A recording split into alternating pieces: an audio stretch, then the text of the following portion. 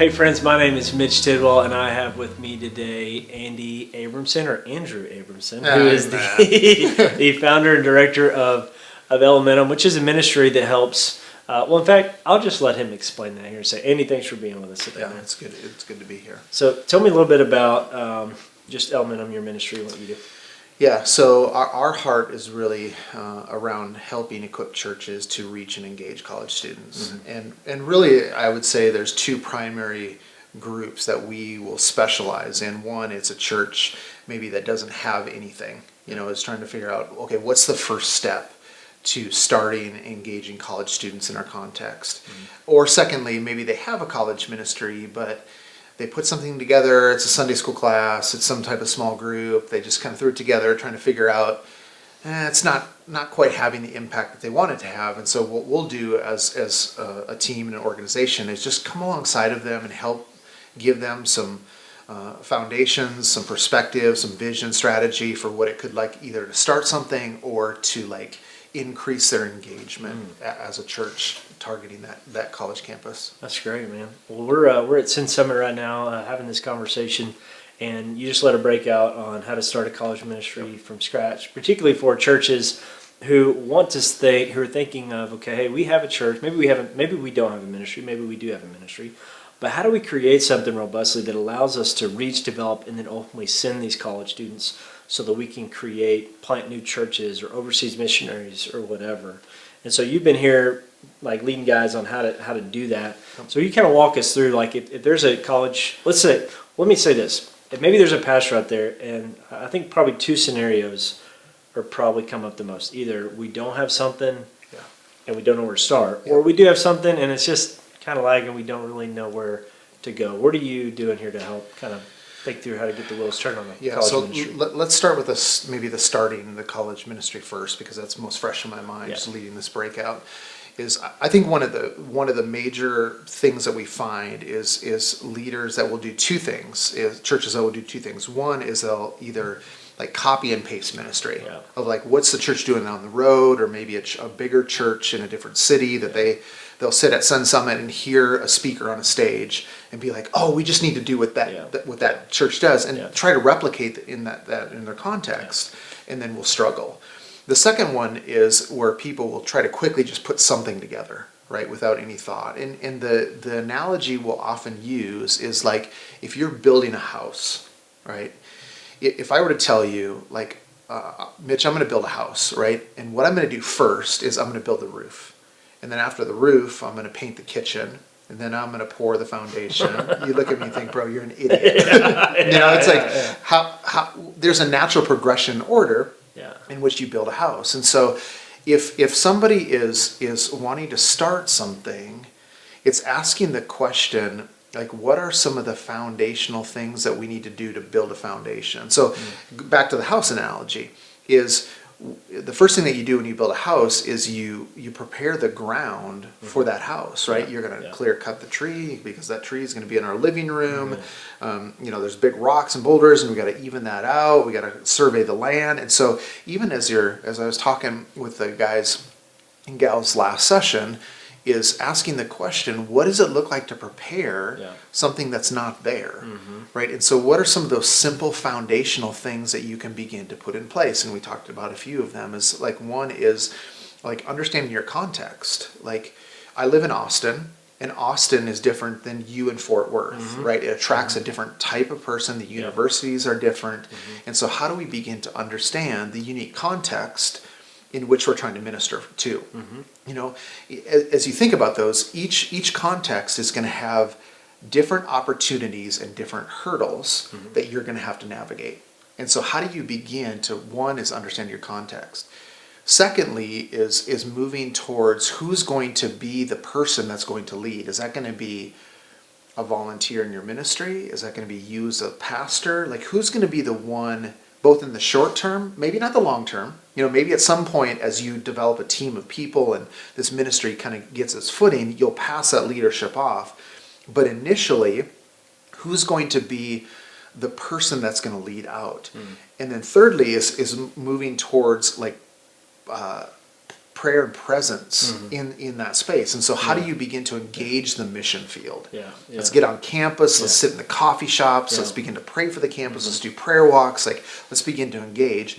And then fourth from there is moving towards disciple making Yeah. that pushes us towards launching something more structured and simple.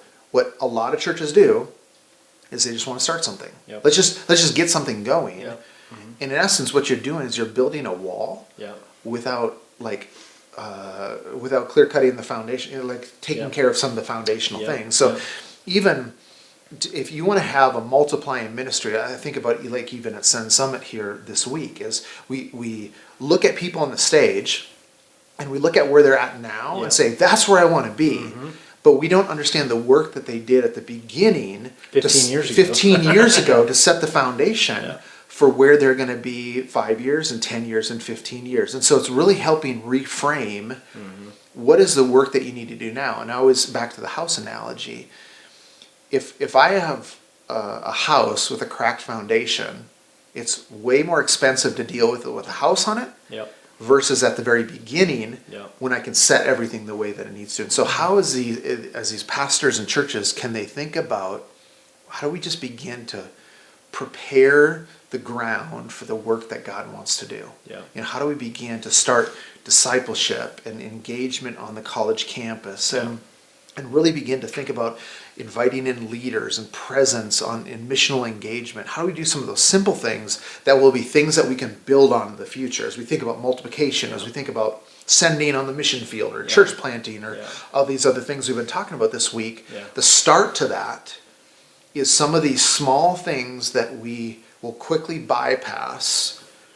that we will have to deal with in the future if we're not careful. And so how with these guys and gals can we slow them down and put some of those pieces in place? So as you're thinking about the whole house analogy and foundation, you listed kind of a sequence of steps that you had there. Number one, where were you going with it? Is that Yeah, so it's context. context? Right? Yeah, Yeah. beginning to understand Context. what Yeah. that context is. What your context is. Second thing you mentioned is basically like who's going to lead it. Yeah.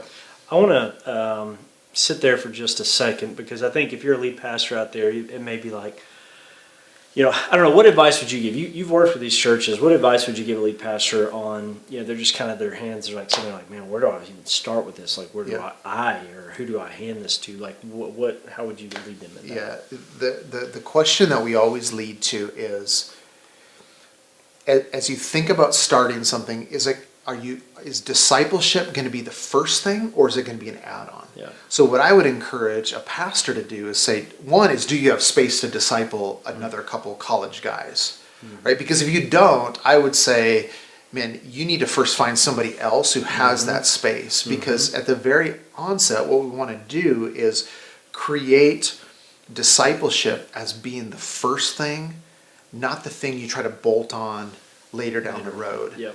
Right? Because what happens is when often what we'll try to do is we'll try to start something and then add discipleship on and wonder why it doesn't have like the stickiness or the traction that we want it to have. Yeah.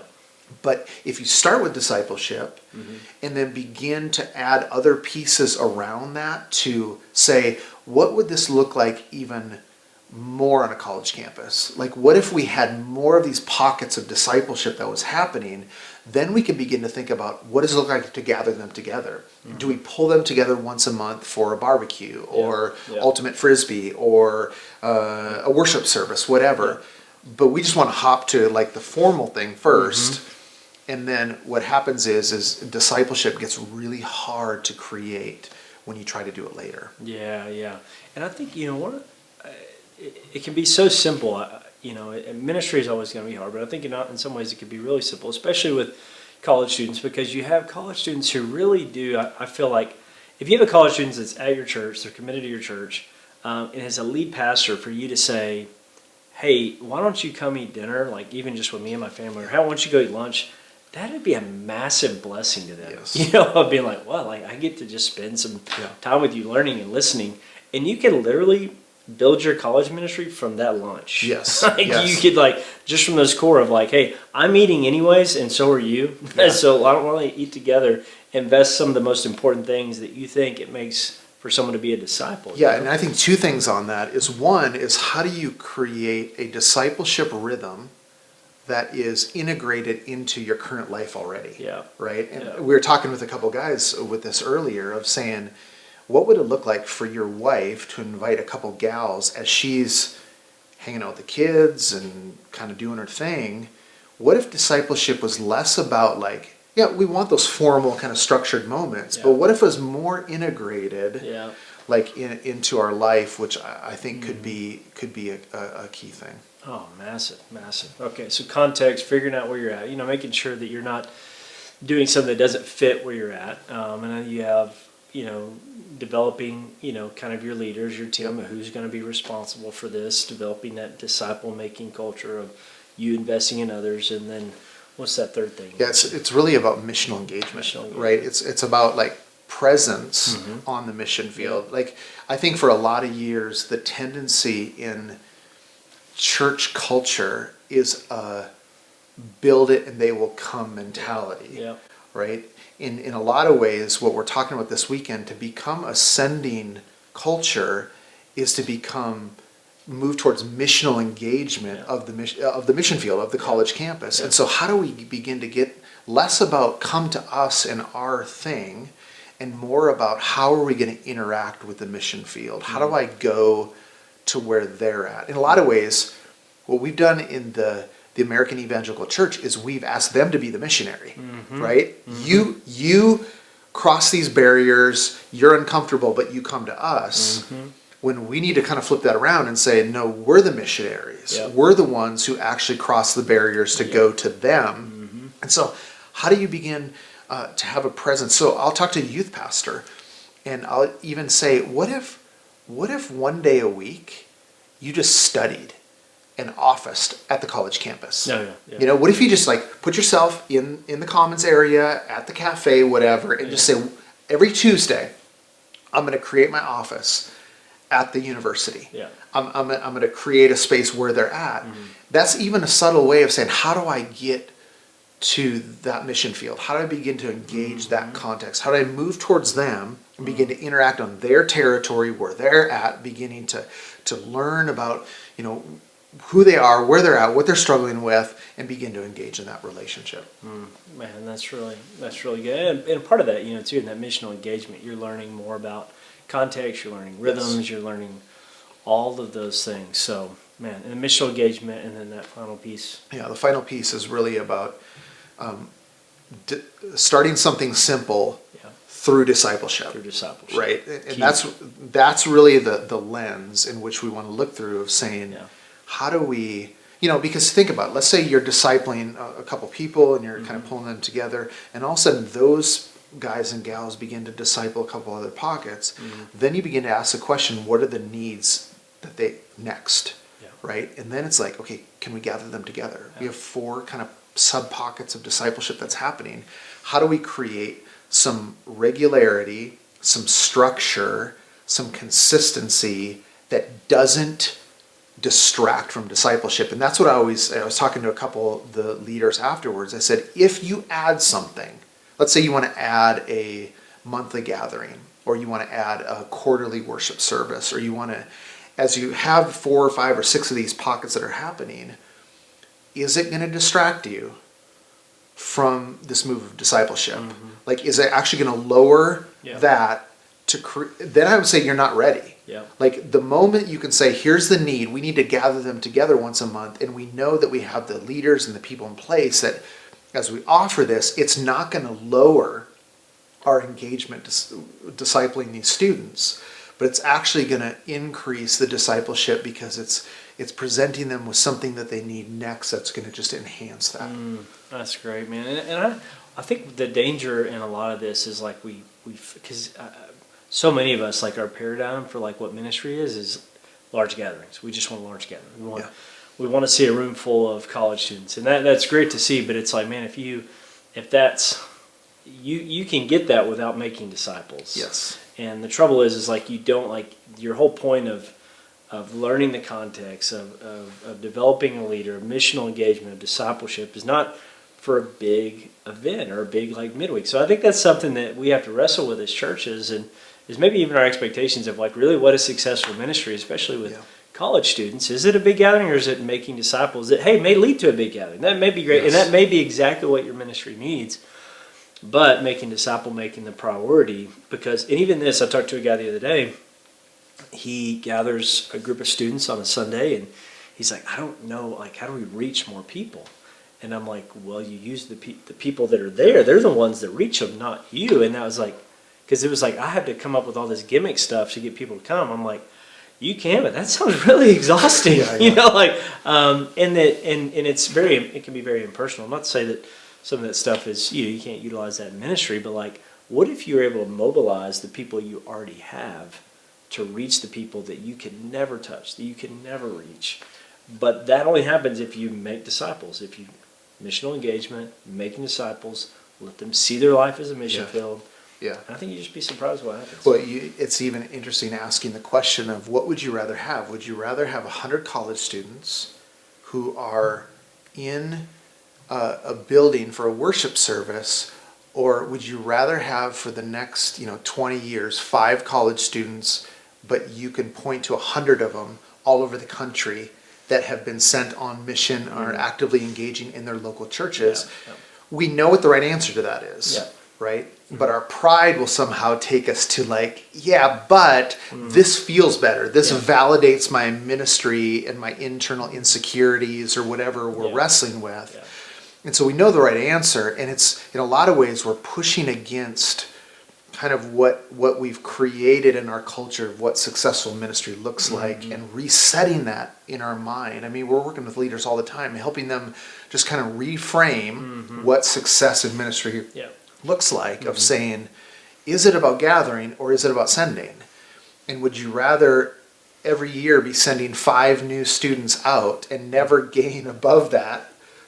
Or would you rather just have passively 100 students who are in your midweek? Yeah, man, that's really good, Andy. And I think as a lead pastor, I would, encourage you that, by building your ministry this way, you're setting up these students. I mean, the college students that you have, or maybe that you will one day have, these are culture shapers of tomorrow, that they're the leaders of tomorrow. And so how you invest in them now is what you're going to get in the future. It's like the down payment for the future is what you're going to get here. And so if we made disciples, then, obviously, like, even if, like, Pastor, if you're thinking about church planning, your core group for that church plan is going to be in your college ministry, likely. They're moldable, they're malleable, they're sendable, they can go, they could be the laborers, they could be the leaders in those spaces. They could be that overseas missionary that's not worried about a mortgage or kids or anything like that, right now. And so sky's kind of the limit, but I think the question we have to, ask and wrestle with is what, Andy and I have been talking about is, will we make disciples of them, and that's it. So, good. Andy, thanks, man.